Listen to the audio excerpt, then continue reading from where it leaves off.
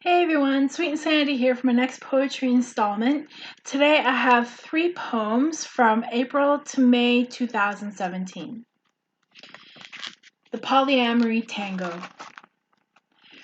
Love on the run, if only running in one spot for a while. There are so many lanes to choose from. Running across the lanes with a happy heart, friend zoned by absolute love, teaches patience and acceptance.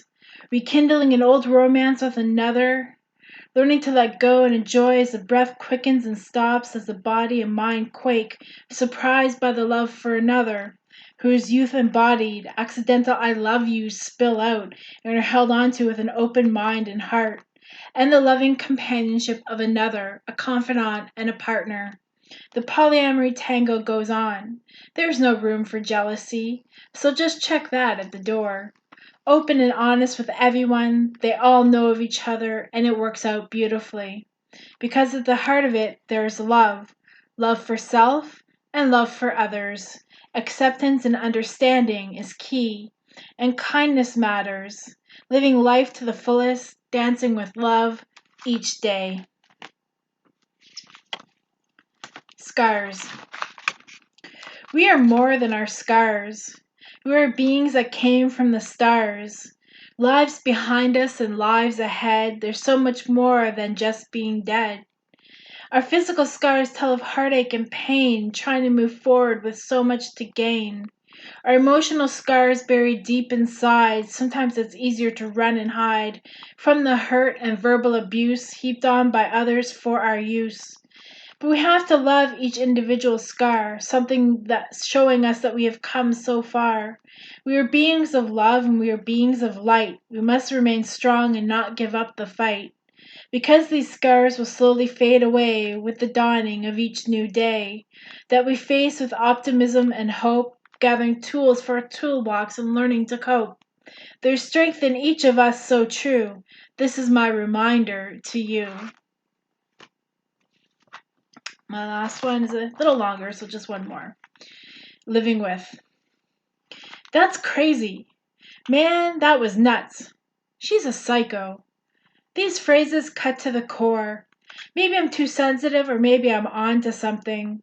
See, some people are scared of us, the fear of the unknown. They think we're a danger to all of them. But we're no more a danger than the sane person on the street. Does my label define me? Am I shaped by the wording in the Diagnostic and Statistical Manual of Mental Disorders, 5th edition? Does my label predict my actions? When I was first diagnosed with bipolar disorder, I thought my world was going to end, and soon. I don't know why the words that fell out of my psychiatrist's mouth shocked me so, because a month earlier I told my therapist that I thought I was bipolar. I wasn't sleeping for days on end to the point of hallucinating. I was seeing things and hearing things that I knew were not there. I even chopped off my waist-length hair because I thought there were spiders crawling in it. And then I would crash and go from my bed to the couch and back to the bed for days on end. No energy, no drive, just nothing. But let's back up a moment. One day I wrote a story about my journey to wellness. It was only supposed to be 5 minutes long and ended up being 13 minutes. Starting with 5-year-old me crying at night for my mother, who was not the custodial parent. She had bipolar disorder as well. I would wish that I was dead then. Next, 15-year-old me swallowing every pill in the house.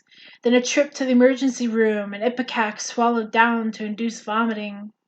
I couldn't be admitted to the psych ward then because I was under 16, but I was diagnosed with depression. Then 21-year-old me swallowing a bottle of antidepressants.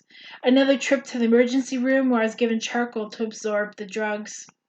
I was admitted to the psych ward then. 30-year-old me checking myself into the psych ward with suicidal thoughts. And then 32-year-old me having a psychotic break and ending up in the psych ward again.